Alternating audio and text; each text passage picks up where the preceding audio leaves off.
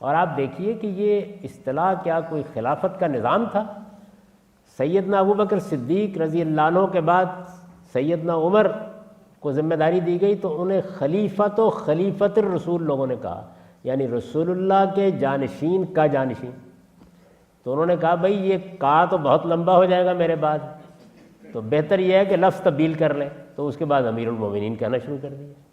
اب آپ موجودہ زمانے میں صدر اور وزیر اعظم کہہ لیتے ہیں۔ تو یہ سرے سے کوئی اصطلاح ہی نہیں ہے۔ اس لیے میں حیران ہوتا ہوں، سنتا ہوں جب کہ خلافت کوئی چیز، کوئی نظام ہوتا ہے۔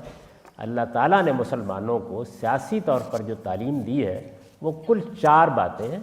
ان میں سے ایک یہ ہے کہ امرہم شورا بینہم، یعنی مسلمانوں کا نظام حکومت وہ ان کی رائے سے وجود میں آئے گا، ان سب کی رائے سے۔